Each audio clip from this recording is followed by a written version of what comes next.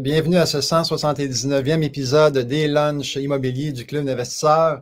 Et soyez bienvenus tout le monde. Et moi puis Jean-Philippe, on sourit parce qu'il y a eu des petits glitches avant d'entrer avec le son. Donc, bonjour à tous. Super content d'être avec vous de retour. En fait, moi, j'étais absent la semaine dernière. C'était Jean-Philippe avec Jean-Pierre qui était là. Moi, j'étais en retraite isolé pendant 10 jours à m'occuper de moi-même et ma respiration, les yeux fermés et tout ça. Donc, ressourcement qui était requis de par les événements qui se sont produits récemment dans ma vie. Donc, on est content d'être là aujourd'hui avec Jean-Philippe, mon fidèle comparse des lunchs. Salut. Yes, salut. Désolé, je fais une conversation avec mon père. Le micro est venu plus vite que prévu. Fait que vous avez eu une bride de conversation. Ben oui, ça va bien. Content que tu te sois ressourcé hiver. Ouais, nous, de notre côté, super concert bénéfice. Ma copine Catherine Day qui organisait ça. Magnifique. 10 000 de levée pour le cancer. Vraiment, bravo. Magnifique. Fait que ça a été un beau dimanche caritatif dans mon cas. Ouais. Bravo Catherine. Et j'imagine que tu as participé un peu derrière ça. C'est elle l'instigatrice. Moi, je ne suis que l'accompagnateur. Comme les lives vivants, c'est pareil. Je suis l'accompagnateur. Yes, un super accompagnateur, par contre. Parlant d'accompagnement, un lunch comme ça se produit avec des gens qui permettent une belle réalisation avec un bon produit à chaque semaine. Donc, merci à Sandra. Sandra le Duc Thibault. Merci à Mehdi à la régie et merci également à Eric au marketing et au visuel et tout. Donc, très, très content de vous avoir dans l'équipe pour faire des super lunchs à chaque semaine. On va vous présenter notre invité. Aujourd'hui, on va parler en fait de trucs pour bien travailler qu'un courtier immobilier. Donc, autant comme acheteur comme vendeur. Et on reçoit une jeune courtière, en fait, qui est en début de carrière, mais qui a un très beau volume de transactions. On parle de plus de 35 transactions par année depuis 4 ans. Donc, on est content de l'avoir. C'est Jessica Lahaye de PMML. Salut, Jessica. Salut à tous. Merci pour l'invitation à vous deux. J'adore votre complicité en passant. Tout à l'heure, vous m'avez fait rire aussi. Excellent. Peut-être te présenter, Jessica. En fait, tu œuvres dans quel secteur puis dans quel genre de transactions et tout? Jessica Lahaye, courtier immobilier chez PMML, au sein de la belle équipe de PMML qui est justement partenaire avec le club. Je suis principalement dans le secteur de l'Estrie. Donc, je couvre Sherbrooke, on va souvent à Drummondville, Granby, parfois Rive-Sud. Je suis aussi également dans l'équipe avec Nick Raymond, mon associé qui couvre Rive-Sud de Québec. Et on couvre quand même un gros secteur à 4. Également investisseur immobilier à petite échelle, gradué du club en 2019 à l'âge de 21 ans. Ce qui a lancé ta carrière un peu, en fait. Oui, effectivement. Ce qui a changé quand même ma vie là, du tout au tout, parce qu'au départ, je ne connaissais pas PMML avant de faire le CIQ. Puis finalement, j'ai rencontré Patrice et de fil en aiguille, je suis rendue ici aujourd'hui. Hey, Jessica, juste pour dire, est-ce que tu rentrais comme courtière ou analyste chez PMML? Au début, je suis rentrée comme coordonnatrice marketing. Ouais. En fait, j'ai fait une rencontre avec Patrice parce qu'il avait fait un post qui cherchait une adjointe à Sherbrooke. Puis je me disais, quoi de mieux qu'apprendre l'immobilier, d'être en arrière de des transactions puis des courtiers. Puis après ma rencontre avec lui, j'ai envoyé mon CV. Je pense même pas qu'il l'a lu. On a fait une discussion, puis il a dit, dis-toi, tu as trop de drive. Il dit, il faut aller faire ton cours. J'avais jamais pensé être courtier immobilier de ma vie. Patrice a initié la carrière et j'ai pris la balle au bon, j'ai fait mon cours, mais justement, je suis rentrée chez PMML. Dans le fond, ça va faire 4 ans. Ça a fait 4 ans en juin que je suis chez PMML, mais ça va faire 4 ans, mettons, en mai prochain que j'ai ma licence. Là. Parce que justement, j'étais en arrière des fameux rapports de marché. On rédigeait ça, on faisait des appels, prospection, des choses comme ça. Ouais. Super. Excellent, excellent. Donc, on vous rappelle qu'il va y avoir des prix à faire tirer à la fin du lunch. Et pour être éligible, en fait, on va sur les réseaux sociaux, Facebook et tout, et on partage. Donc, on partage sur nos réseaux sociaux. Et évidemment, sur vos pages et non dans un groupe Messenger. Donc, allez dans vos pages de profil Facebook, par exemple, et partagez à vos contacts en inscrivant également dans le chat l'appellation Go en lettres majuscules, comme vous voyez à l'écran. Donc, pas de minuscules, pas d'espace, pas de hashtag, pas de point d'exclamation.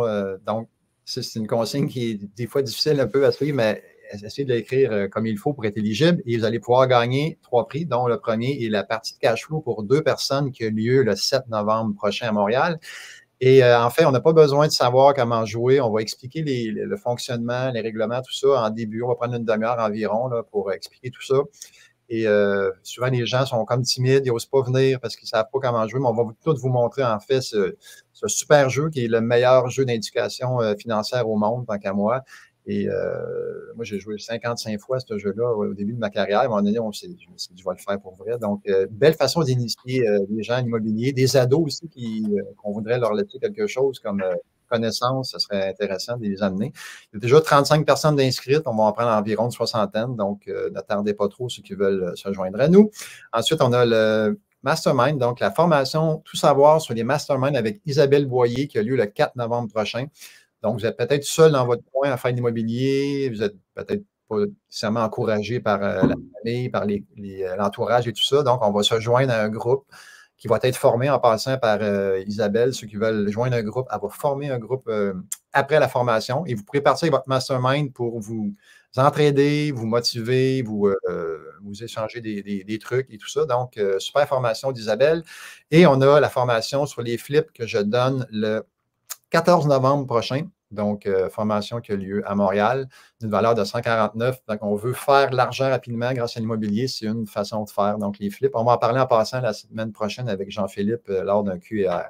On vous rappelle, avant d'aller dans les questions du public, qu'on peut réécouter, en fait, les épisodes sur différentes plateformes de podcast. Ceux qui ont manqué le podcast ou l'épisode dernier avec Maude Perron, c'est à réécouter. J'ai vraiment aimé le lunch. Donc, à réécouter quand bon vous semble. Et voilà.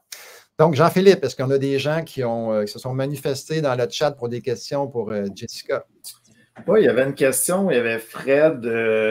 Bonjour à tous. Un courtier immobilier me mentionne que je dois avoir un contrat de courtage achat pour qu'il puisse m'envoyer les expirés de Centris. Selon la nouvelle loi. Est-ce véridique? C'est bon, on commence avec une question, puis Dieu sait qu'on l'a dit souvent dans les cours d'aller chercher les comparables. Jessica, je t'écoute. Exact. C'est sûr qu'il y a eu une nouvelle loi dernièrement qui dit que en tant qu'acheteur puis tout, là, mais ça, c'est surtout pour les plex. Donc, 4 plex et moins, ça te prend un contrat acheteur pour te faire représenter, mais ça n'a rien à voir avec aller chercher des comparables vendus, expirés, en vigueur. Donc, je me fais demander souvent par des acheteurs justement, ce week-end, j'ai envoyé une liste de comparables vendus à des acheteurs, donc il n'y a aucun problème pour ça.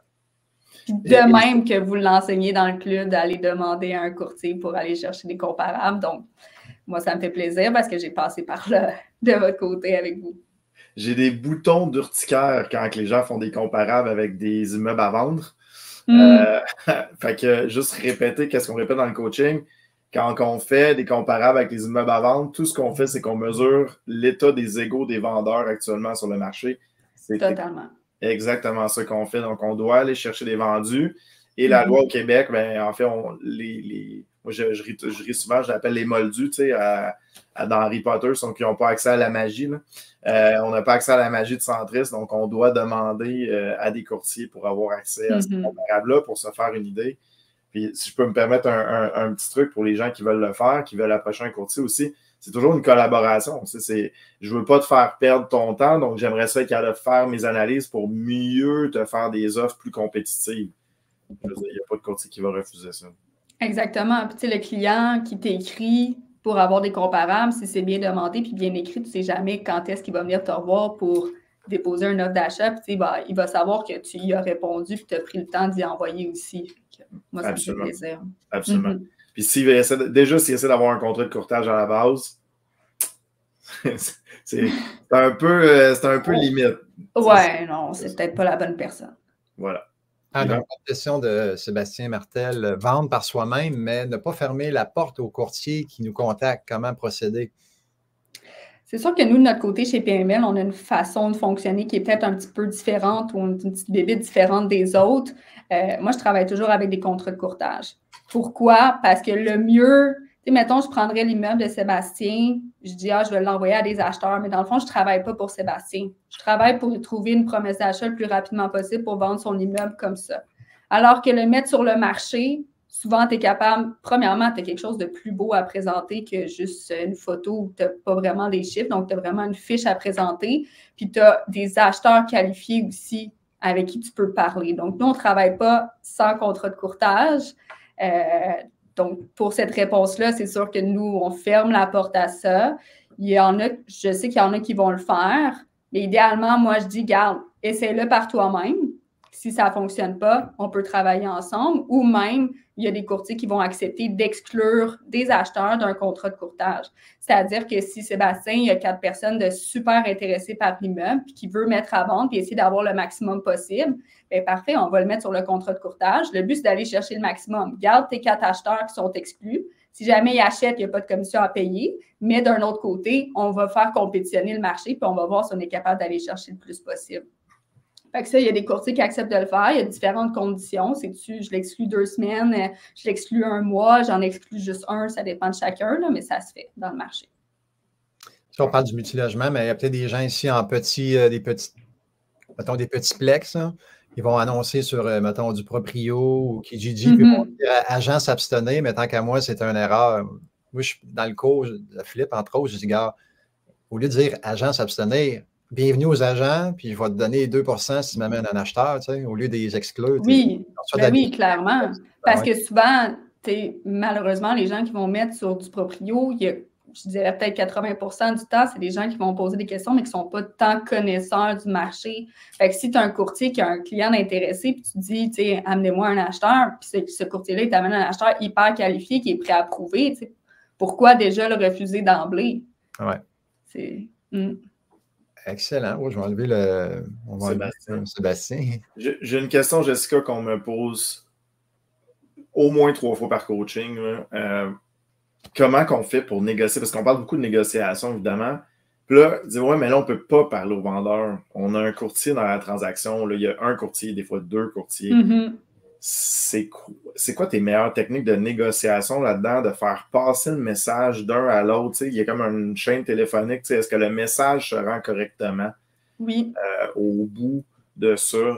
Fait que j'aimerais ça t'entendre sur toute la stratégie derrière ça. Est-ce qu'on demande la rencontre? Comment on fait pour passer le message? Là, on a du stock à jaser. Là. Ben oui, clairement. Voilà. Dans le fond, quand on est en négociation, honnêtement, il y a des vendeurs qui ne veulent pas du tout parler à des acheteurs directs. Ça arrive. Il y en a qui vont se sentir, il y a des acheteurs des fois qui sont plus, pas agressifs, là, mais en voulant dire que c'est ça, puis by the book, puis je veux aller chercher ce que je veux. Fait qu'il y a des vendeurs qui veulent pas du tout faire affaire avec des acheteurs directs. D'un autre côté, un courtier immobilier va savoir aussi comment amener ta négociation. Fait que, mettons, je donne un exemple. J'ai eu un monsieur où est-ce que j'avais un portfolio à vendre de plusieurs immeubles, que c'est lui qui a construit les immeubles. C'était ses bébés. Tu ne pouvais pas y arriver et dire qu'il y avait des problèmes sur ces immeubles, ça ne marchait pas. Puis là, l'acheteur, il me dit, il voulait négocier, je ne me rappelle plus c'était combien, mais quand même une bonne somme. Puis tu sais, il me sortait des arguments pour dire, il y a tel problème, tel problème, tel problème. Même qu'il y avait un des problèmes que c'était les fonds des conteneurs qui étaient rouillés. Moi, j'ai pris ça. J'ai amené ça au vendeur. J'ai tout modifié, mettons, les informations. Pas modifier les informations, mais en blanc dire, je l'ai amené d'une différente façon. J'ai dit, compte tenu du marché actuel, l'acheteur est toujours intéressé à acheter ton immeuble, mais, mettons, l'augmentation des taux, différents points qui faisaient en sorte qu'il négociait une baisse de prix, parce que c'est sûr que cet acheteur-là qui aurait parlé directement au vendeur, ça n'aurait pas marché. Parce qu'il faut que tu saches, mettons, comment bien amener la situation, comment la présenter pour que ton vendeur, c'est sûr que lui, il aurait sauté, puis il aurait dit, c'est impossible, la transaction serait finie direct là. Ça, c'est sûr. Puis, d'un autre côté, il y a plusieurs façons de le voir, là. Faire des rencontres en personne, moi, ça n'a jamais été très bénéfique, je dirais. Souvent, ça fait juste jaser, tu sais. Ça dépend surtout des profils, là, des vendeurs ou des acheteurs, mais moi, ça n'a jamais été vraiment bénéfique. Je te dirais, c'est plus de les amener lors des visites, inspections pour démontrer justement le sérieux de l'acheteur, c'est qui, qu'est-ce qu'il fait, il est-tu solide dans ses délais et tout. Mais je dirais que la plus grosse avantage, c'est vraiment que nous, on est capable de moduler comment qu'on amène une négociation à un vendeur. Puis même chose à un acheteur. On est capable de filtrer qu'est-ce qui ne passerait pas versus qu'est-ce qui passerait. Puis, je suis sûre qu'il y en a qui vont négocier directement. Toi, tu arrives à un vendeur, tu sais comment l'amener, mais au début, même moi, des fois, j'appelle des acheteurs, je dis « Hey, tu ne penses pas que si j'appelle puis je dis ça au vendeur que tout n'est pas bon, ça ne passera pas. » Il y a des manières plus faciles de l'amener ou plus touché dans le positif un peu. Ton immeuble, je l'ai apprécié pour telle raison, mais malheureusement, il y a des petits trucs à faire, donc je demande une baisse de prix de temps. Des fois, des guerres d'ego, hein? Oui. Des fois, c'est même il y a beaucoup d'ego. C'est rendu des guerres d'ego. Oui. Ouais. Un autre sens, mettons, avec l'expérience qu'un courtier a quand tu es en négociation, souvent, tu es capable de dire « Eh bien, regarde, si tu n'acceptes pas sa proposition, moi, ça ne me dérange pas, je peux le remettre sur le marché, mais on risque de finir à la même place pareil. » Fait que, s'il demande une baisse de prix de 35 000, l'acheteur est pour le faire passer. Moi, j'y amène toute mon expérience du passé, des exemples de transactions, des exemples de situations.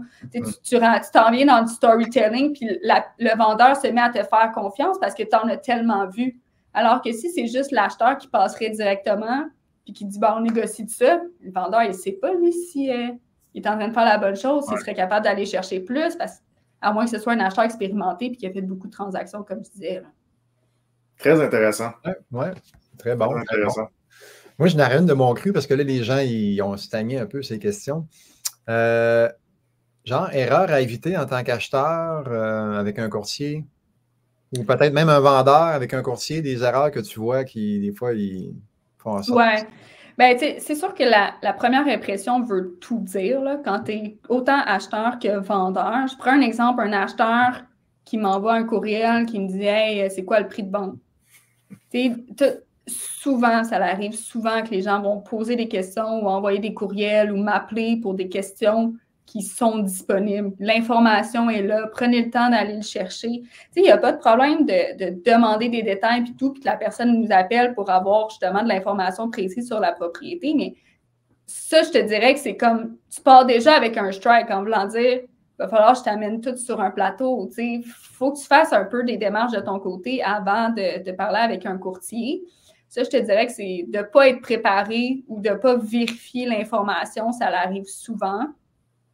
Ou, tu sais, dans le multilogement, malheureusement, ça arrive. Il y a beaucoup de gens qui disent « Hey, je veux une visite ce soir, telle heure. » Dans le multilogement, c'est rare que les visites sont faites avant promesse d'achat acceptée, à part si c'est des plex ou que tu as un logement de vacant, propriétaire occupant et autres. Mais ça arrive souvent. Puis côté vendeur, c'est de ne pas être préparé, tu sais, de penser que le courtier va tout faire à ta place.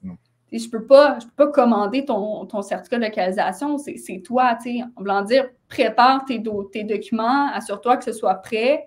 Nous, on fait des suivis. Tu sais, faire une mise en marché, ça peut prendre 2 semaines environ. Parce que, justement, souvent, c'est le temps de recevoir la documentation des vendeurs.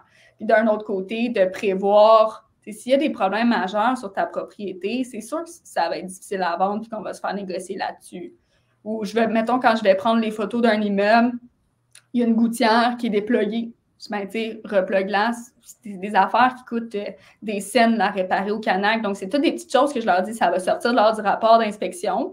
Puis si tu le fais d'avance, ça prouve que tu as entretenu ta propriété. Tu sais, en voulant dire, c'est toutes des petites choses, les gouttières qui sont pleines de branches d'arbres. C'est la même chose. Quand je parle d'un acheteur, la première impression, mais c'est la même chose quand l'acheteur va voir la propriété du vendeur, la première impression qui se fait du vendeur. Fait que, des petites choses comme ça. Très bon, excellent. Jean-Philippe, y a-t-il d'autres choses qui s'est ajoutées? Non, je pensais à si jamais tu t'envoies un rendez-vous galant, tu vas bien repasser ta chemise ou je sais pas, défriper ta robe ou y aller pour avoir ton meilleur prix. C'est ça, c'est bon. Honnêtement, ouais, je suis surpris des bons trucs d'échange avec les courtiers. J'aime bien ça. Je trouve ça vraiment intéressant. Toujours appris un peu dans chaque transaction. Veux pas aussi, dépendant de la taille des bâtiments, c'est plus c'est gros, plus c'est, en tout cas ce que je vois, c'est plus c'est avec des courtiers. Parce que les gens vont déléguer cette partie-là de la vente, ils ne mettront pas ça sur du proprio. Très intéressant. Les transactions les plus difficiles sont souvent les ventes de plex. parce que tu as des premiers acheteurs, donc c'est beaucoup plus de temps à expliquer, mettons, puis ça, on aime ça, là, en tant que courtier, d'amener un premier acheteur à faire sa première acquisition, c'est toujours vraiment le fun, mais c'est souvent les transactions les plus difficiles. Autant les vendeurs, tu essaies de négocier, pour eux, c'est leur bébé, c'est leur seule acquisition qu'ils ont fait, donc c'est le détachement puis tout. Quand tu vas vendre un 50 logements et plus, c'est comme, c'est des chiffres. Exact, tu achètes une business. Ça, je me souviens des inspections de Plex quand j'avais acheté, là, on regardait les cartouches, cartouches dans les titres. Ça se promène la tête en l'air, là. En fait, j'ai honte de le dire, mais encore aujourd'hui, j'ai plein d'appartements dans mon parc que je n'ai jamais vus. Je veux dire, je les ai jamais vus, ces appartements-là, parce qu'il y a juste un moment donné, il y a trop de volume. Parce que là, tu vas justement sur un feeling de ne faites pas ça à la maison. Faites pas ça pour un 4plex, 6plex. Là, on parle de gros volumes. Éventuellement, on ne les voit pas tous, ces appartements, mais c'est ça. Ouais. Puis, en fait, plus c'est gros, c'est plate à dire si tu revenais à ça, mais plus c'est gros, généralement, plus c'est facile aussi. Ouais. Tu as des meilleurs acteurs, meilleurs courtiers, meilleurs acheteurs, meilleurs vendeurs. Tout le monde est juste plus informé. Puis, il faut toujours que tu commences à la base parce que quand j'ai commencé à acheter, moi aussi, je me promenais et je disais, hey, il y a une craque, ça va peut-être tomber. Mais nous, on en voit tellement maintenant que on dit, mettons, le futur de fondation, il y a un acheteur qui va être inquiet avec ça. Je peux t'amener voir la propriété d'à côté, elle en a elle aussi. C'est de démystifier qu'est-ce qui est urgent, de pas urgent, mais oui, quand tu vas dans le plus gros, c'est souvent plus facile, mais parfois, il y a plus d'ego. Quand même, ouais. Ça m'amène à une question. Quelqu'un qui débute, là, qui veut faire affaire avec toi, là, y a-t-il quelque chose qui aiderait à ce que tu travailles autant avec lui? Je sais que tu vas me dire que tu travailles avec tout le monde, mais tu sais, notre temps vaut quand même quelque chose. Puis il y a les courtiers qui vont dire, OK, lui, il va être plus accaparant, il débute, je vais mettre plus de temps. Y a-t-il quelque chose que tu aimes qu'il fasse ou y a-t-il quelque chose qu'il peut faire? C'est sûr que moi, la première chose que je vais faire. Oui. Dans le fond, comment on fonctionne s'il y a quelqu'un qui me dit « Hey, je suis acheteur, je cherche une propriété ». Premièrement, on va l'activer tous les sites de Centris tout pour qu'ils reçoivent les alertes nouveautés et également les alertes de PMML. Parce que même si tu me dis que tu es acheteur puis j'ai rien à te proposer, il faut qu'on trouve un immeuble. Le but, c'est on trouve un immeuble, on fait des offres puis on embarque dans le processus. On va aller visiter puis on va trouver la propriété qui te convient. Mais rapidement, on va filtrer. Souvent, c'est que les gens disent « Je suis acheteur ». De multilogement. Mais tu es acheteur de quoi? Du vieux, d'optimiser, du neuf? C'est quoi ta mise de fonds? Es-tu prêt à approuver? Moi, mettons un nouveau acheteur, souvent c'est des plex. Ce que je vais préférer, c'est que premièrement, il y a une préapprobation bancaire. Se faire préapprouver un prêt pour savoir jusqu'où on est capable d'aller. Ça ne sert à rien de faire un offre à 600 000 si on est préapprouvé à 450. Ça, c'est la première chose. Dans le multilogement, c'est un peu différent, mais je vais toujours demander une preuve de mise de fonds pareil. Si la propriété elle demande 150 000 de mise de fonds, moi, je veux une preuve de mise de fonds qui date de là. Si tu me dis que c'est du love money qui va venir, bien, moi, je veux un courriel écrit de cette personne-là qui confirme qu'il va t'envoyer les fonds quand on va trouver la propriété. Parce que, justement, personne ne veut perdre son temps là-dedans. Mais après ça, c'est d'amener... J'y vais surtout par feeling. Moi, je ne dis pas non à personne comme tu me disais, mais c'est d'y aller avec... la personne, est-ce que justement elle suit des cours du cycle? Est-ce qu'elle est ouverte à apprendre? Parce que moi, j'ai beau, mettons, prendre le téléphone puis répondre à plusieurs de ces questions. C'est qu'à un moment donné, l'immobilier, il y a tellement de questions. Donc, des fois, je les réfère vers des groupes de formation comme vous pour dire, regarde, je peux te répondre, mais la job d'un courtier, c'est pas nécessairement de t'apprendre c'est quoi l'immobilier, c'est de t'amener à faire une transaction puis de te protéger là-dedans. De ton côté, regarde, mettons, tout ce qui est les formations. Regarde ça. Dès qu'on a une propriété, on peut regarder davantage par rapport à cette propriété-là. C'est quoi les revenus, c'est quoi les dépenses, et sortir des analyses de marché acheteur. Ça, on en fait aussi. Mettons, quelqu'un arrive et me dit hey, « j'ai un 4 logements qui vient de sortir sur le marché. Est-ce que le prix est bon? Je voudrais offrir tant. » Moi, je prends toutes les infos, je rentre ça dans le système, puis je sors une analyse de marché acheteur. Un peu comme vendeur, mais je le guide dans ses prix. Mais avant ça, je m'assure qu'il est préapprouvé ou qu'il y a la mise de fonds disponible. OK, excellent. Y a-t-il quoi qui t'a popé, JP, pendant que Jessica... Oui, mais il y avait un point intéressant, c'était Carole, est-ce que ça vaut la peine de faire évaluer la propriété avant de la mettre... Un évaluateur, là, non. Un évaluateur agréé, exact, oui. Merci de la précision. Avant de la mettre à vendre? Oui. OK. Ouais.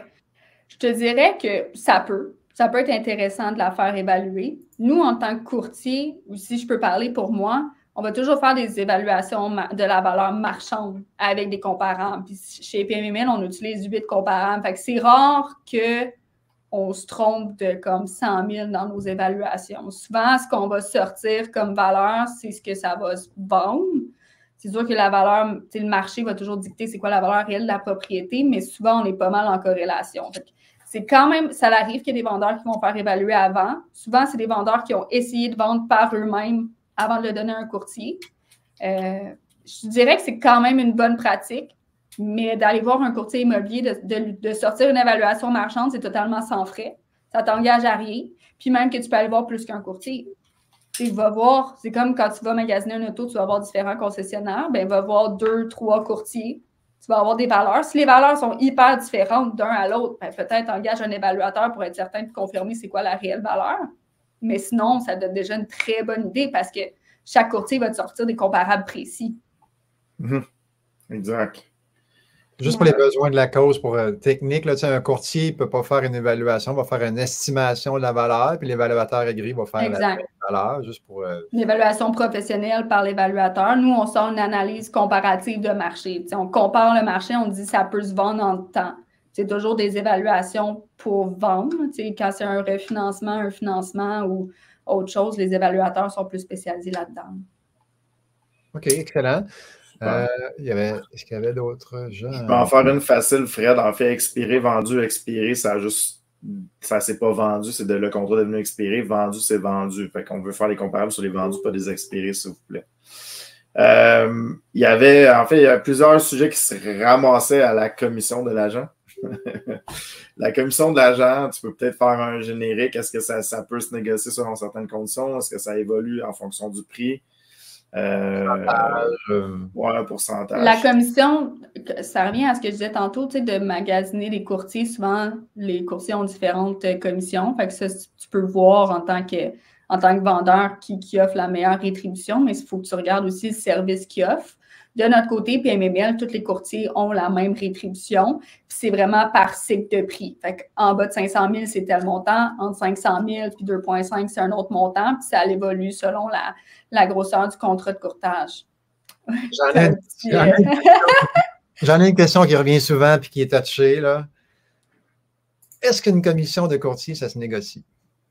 Dans le sens que, mettons, tu arrives à la fin de la transaction, puis là, il manque 100 000, puis là, l'acheteur ne veut pas augmenter le prix, le vendeur ne veut pas diminuer le prix. Ça m'est déjà arrivé de négocier des commissions dans le cas où est-ce que c'était des acheteurs ou des vendeurs avec qui j'avais des belles relations, que ça brassait vraiment beaucoup, puis que c'était comme le nécessaire. Mais dans le cas contraire, moi, je dis toujours, la négociation puis la transaction n'est pas en lien avec le courtier immobilier. Si toi, tu essaies de négocier de 30 000 pour des balcons, puis que ça ne passe pas vers le vendeur, mais pourquoi? Moi, ma job n'a pas changé. Ma job n'a pas été mal faite parce que tu as essayé de négocier de 30 000. Fait que ça dépend toujours des situations. Puis c'est quoi qui bug entre les parties, là? C'est-tu des délais, puis il manque 5 jours, puis que tu vas perdre ta relation avec le client pour ça? Des fois, ça peut arriver, mais c'est quand même rare. OK. Excellent. Ça va bien déjà, 12h30. On s'enligne vers bientôt. Ça va vite, hein? Fait que, peut-être vous manifester dans les questions parce qu'on va faire quelques petites annonces, puis après, on va prendre peut-être 2-3 questions si jamais vous êtes manifestés. Sinon, on va y aller avec les tirages par la suite. Donc, on va fermer les micros, Mehdi à la régie pour être sûr qu'on n'a pas des petites interférences durant les petites annonces. Donc, on vous rappelle l'événement mensuel de réseautage à Québec qui a lieu mercredi qui s'en vient, donc le 30 octobre. Avec la Corpic, ils vont nous parler des nouvelles législations et les enjeux locatifs que vous devez savoir en tant qu'investisseur. Donc, toujours fort intéressant d'avoir la Corpic dans nos événements. Ils viennent nous mettre à jour sur différents sujets. On a le mastermind qu'on a parlé tantôt, le 4 novembre, qui a lieu en Zoom, en fait. Donc, soyez n'importe où sur la planète, on peut suivre le cours. Et c'est donné par Isabelle, qui est une graduée du programme Élite, du programme avancé. Donc, connaît très bien l'immobilier, elle connaît votre réalité, elle a fait partie ou elle fait encore partie peut-être de 7 masterminds, donc une experte en la matière. Ensuite, on a l'événement mensuel de Montréal le 5 novembre. On va parler de tokenisation, qui est un sujet en fait, qui permet d'investir autrement en immobilier. Ça a été mis de l'avant il y a quelques années. C'est long quand même à mettre en place. Il y a une transaction présentement qui est en cours, qui va peut-être être terminée lors de la soirée du 5 novembre, mais ça s'enligne très bien. Donc, la structure est mise en place. Il reste juste à concrétiser la transaction. Et on va avoir notre ami Marc-Alexandre Q. Rodeau, donc, qui sera là pour nous expliquer comment ça fonctionne et qu'est-ce qu'on peut faire avec ça, la tokenisation, donc la numérisation d'actifs, qui est le vrai terme. Donc, c'est un rendez-vous à Montréal le 5 novembre. On a la partie de cash flow qu'on a parlé tantôt à Montréal le 7 novembre, dès 18 h. Donc, ça va être de 18 h à 22 h. Et on vous invite à être là. Il reste quelques places. Donc, ne tardez pas. Et le cours de flip du 14 novembre en présentiel. On parlait tantôt, j'en parlais un peu c'est une façon, en fait, de faire de l'argent rapidement, mais ce n'est pas juste nécessairement de rénover une maison comme on voit à l'écran. Ça peut être d'acheter un terrain, de le subdiviser, puis de le revendre à l'unité, puis de faire de l'argent avec. On peut flipper un multilogement. On augmente les revenus, on diminue les dépenses, on donne de la valeur, on le revend, mais on encaisse du profit. Ça peut être des flips de maison, ça peut être des flips d'offres d'achat. Donc, on va ratisser large la semaine prochaine. Donc, soyez là pour ceux qui veulent faire de l'argent rapidement. Donc, et voilà, et ça me fait penser, on peut enlever l'image, ça me fait penser, Jean-Philippe, moi, je me rappelle d'un gars qui avait comme 300-400 portes, puis qu'il avait des petits défis de financement, puis finalement a décidé de vendre en copropriété indivise pour aller chercher de l'argent. Donc, c'est à n'importe quelle étape du processus qu'on peut avoir à faire des flips, parce qu'on ne sait pas quand on a besoin d'argent. Absolument, absolument. Je rappelle quelque chose de moi avec un 14 logements que j'ai fait en indivise. Ouais. On va vous en parler la semaine prochaine. Ouais, c'était, ben oui, je peux le dire. En fait, c'était un des projets, il n'y arrivait pas avec les taux. Il restait trop d'argent dedans. Puis avec les taux qu'on avait l'année passée, puis 2 ans, il y avait plusieurs projets qui commençaient à rester de l'argent. Fait que celui-là, j'avais toujours trouvé qu'il était bon en condo. Fait qu'on l'a flippé en condo indivise. D'ailleurs, on a vendu le dernier il y a quelques semaines. Là. Fait qu'il a été flippé au complet. C'est bon, ça donnait une plus-value définitivement sur le bâtiment. Fait qu'effectivement, ça peut être un flip. Parce que souvent, les gens pensent acheter une maison, là, je commence avec une maison, c'est mon premier, puis c'est demain je commence, mais à n'importe quel moment, comme je disais tantôt, on peut avoir à faire un flip. Justement, Frédéric Aubry, première transaction, justement, vedette au club, Fred, division à condo à Saint-Jérôme. Oui, je me souviens, son 8 logements, je me souviens très bien. Ouais. Exactement, fait que voilà, puis vous pouvez flipper du multi aussi. Moi, je le dis toujours, les gens, ils pensent à flip à la maison, mais... flipper du multi, là, il y a du beau potentiel. Puis ce que j'aime particulièrement, c'est mon opinion, c'est que quand on flippe du multi, le temps efface notre erreur. Puis dans le cas d'une maison, le temps souvent aggrave l'erreur parce qu'on a un coût de détention. C'est quand on a un multilogement, on a une augmentation des loyers, on a un certain cash flow. Fait que je dis aux gens, si jamais vous voulez flipper du multi, c'est sûr que ça demande un peu plus de sophistication, un peu plus de mise de fonds, mais au moins, on a une protection contre les erreurs que j'apprécie particulièrement. Voilà. On met la table pour la semaine prochaine. C'est ça, hein? Hey, on devrait faire comme flip versus détention, là, genre à la WWF. Là, ça serait bon. On peut aller lire des bons articles dans le journal des affaires que j'ai écrit là-dessus. Oui, exact. Ça, on va avoir du fun. On a une question, une petite dernière question? Oui, c'est l'avantage, en fait, PMML qui sont souvent avec nous au club. L'avantage d'utiliser, par exemple, PMML Jessica versus une autre agence. PMML est une agence spécialisée dans tout ce qui est immobilier commercial. Donc, on ne vend pas de maison, de chalet ni de condo. Donc, tous les courtiers chez PMML sont ancrés dans ces créneaux-là, même qu'il y en a qui font que du commercial, il y en a qui font que du multilogement. On a une base de données qui est exceptionnelle. Donc, quand j'ai rencontré Patrice, c'était justement au CIQ puis qui présentait la base de données, puis je trouvais ça incroyable. Tu sais, moi, d'un matin, je sors une propriété, je sais exactement comment elle a été vendue, elle appartient à qui, ils ont-tu mis sur Centris, tout est disponible de notre côté. La vitesse à laquelle on connaît toutes les informations qui se passent dans le marché, que ce soit une annonce de la SCHL, que ce soit le taux directeur en live, toutes des petites choses comme ça. L'annonce, mettons, du gain en capital qui a augmenté, je pense que ça a été annoncé le mardi, puis le jeudi, on avait une rencontre avec un fiscaliste. Fait que tous les courtiers sont hyper au courant de ce qui se passe dans le marché. Puis ça, il n'y a rien de plus fort que ça. Des fois, il y a des courtiers qui m'appellent ou que je reçois des offres d'achat de courtier pour du multilogement, je vois encore du 25 ou 15 de mise de fonds, des délais financement SCHL de 30 jours. ça ne fonctionne pas. Fait que de notre côté, on a vraiment une bonne expertise, puis on est capable d'amener une transaction multilogement à terme selon les délais réels que ça va prendre parce qu'on est à jour. C'est comme le programme APH, on le connaît tout de fond en comble. C'est notre avantage. La qualité et rapidité de l'information. Oui. Ouais, base de données, hein? Patrice dit souvent, j'ai une entreprise de données. Oui. Pas une entreprise de courtage. Exactement. Ouais. Exactement. S'il y en a une à donner, je vais la prendre. D'ailleurs, je pense, Patrice, c'était notre premier ou deuxième live sur 179, hein? Début de la pandémie, tu étais avec nous.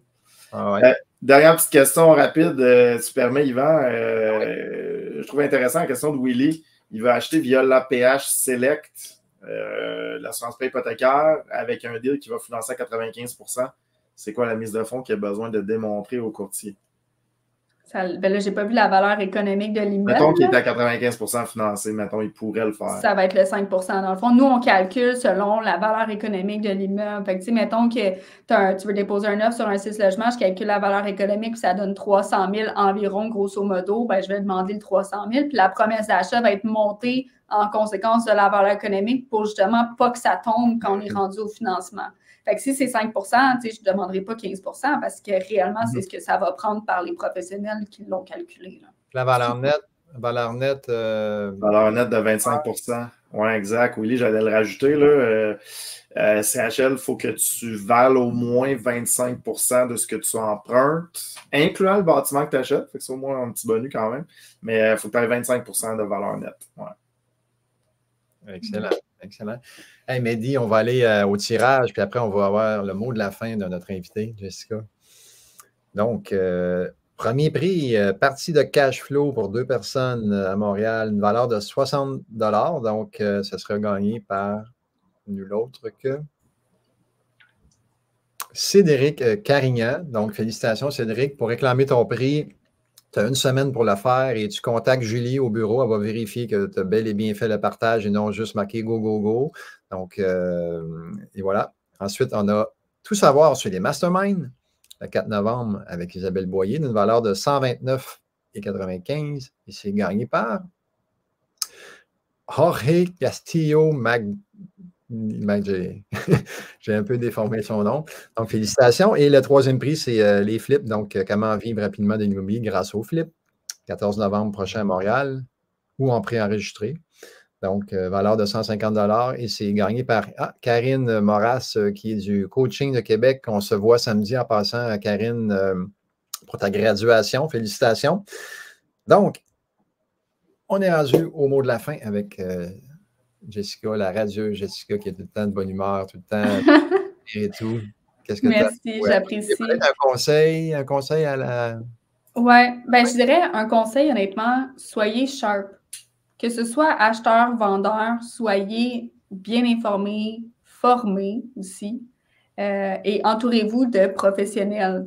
Je suis bien placée pour donner ça comme conseil, mais un courtier immobilier peut faire éviter beaucoup d'argent et un coaching en formation d'investissement immobilier peut te faire sauver beaucoup d'argent aussi.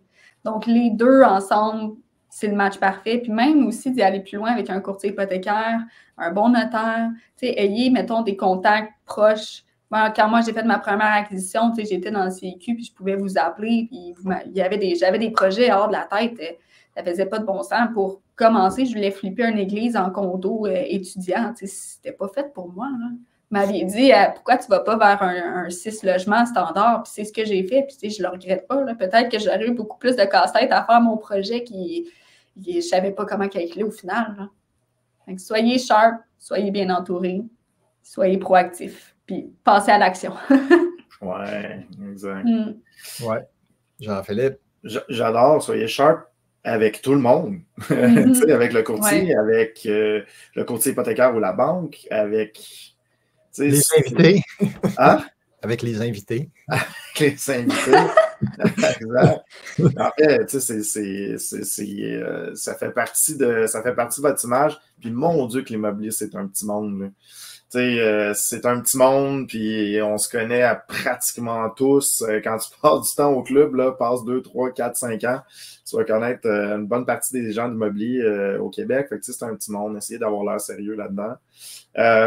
Puis j'ai vraiment aimé beaucoup, merci Jessica, j'ai appris aussi beaucoup sur la relation avec les courtiers dans le leur, parce que je trouve que la relation du courtier évolue avec le temps. Au début, elle va être coaching un petit peu plus, comme tu disais, il va y avoir un peu plus d'accompagnement, puis après ça, ça va plus évoluer dans un truc de négociation avec les vendeurs, d'intermédiaire entre égaux de vendeurs aussi. Fait que, tu sais, ça, je trouve ça bien. Je trouve ça bien parce que c'est sûr qu'après plusieurs transactions, éventuellement, on connaît notre poutine, là. Mais de bien faire la négociation, de bien connaître le vendeur, l'histoire derrière, je trouve ça intéressant, cet accompagnement-là. Fait que tu m'as amené cette dimension-là. Fait que j'ai appris aujourd'hui, merci. Ça fait plaisir. Très bon, très bon. Jessica, est-ce que nous, on se voit à la Semaine des millionnaires? Pas cette année. Pas vrai? Oui, pas cette année. L'année prochaine. Hey, on s'en va au Maroc quand même en passant, ceux qui aimeraient. C'est un événement. Nous, on rajoute quelques places. Donc, il est encore le temps d'aller sur semaine-millionnaire.ca pour aller faire votre demande, ceux qui sont intéressés. Du 18 au 27 février prochain. Donc, première fois qu'on s'en va outre Atlantique. On s'en va à l'autre bord de l'Atlantique. Donc, ça promet. C'est un 10 jours. Donc, ça va être assez spécial. Jessica, merci beaucoup d'avoir été là. Merci à vous pour l'invitation. C'était super le fun. Ça a passé super vite. Excellent. Jean-Philippe, nous, on se revoit la semaine prochaine. Yes, dans le fameux combat Flip versus... Parce qu'Yvan, il y a des blocs aussi. On fait la blague là, en passant. Ouais, c'est ça que j'ai étiqueté Flip, là, mais tu sais, j'ai des immeubles à revenus aussi. Et voilà. On va pouvoir débattre aussi avec toi. Voilà. Hey, excellent. Donc, merci beaucoup d'avoir été là, tout le monde. On vous souhaite une belle semaine. Go, go, go à tous. Merci d'avoir commencé avec le club. Commencez votre semaine avec le club. Poursuivez-la avec le club. Il y a plein d'activités qui s'en viennent. Donc, on se revoit, comme je dis tantôt, la semaine prochaine pour le QR sur les flips. Sinon, merci à tous et go, go, go. Yes, bonne journée.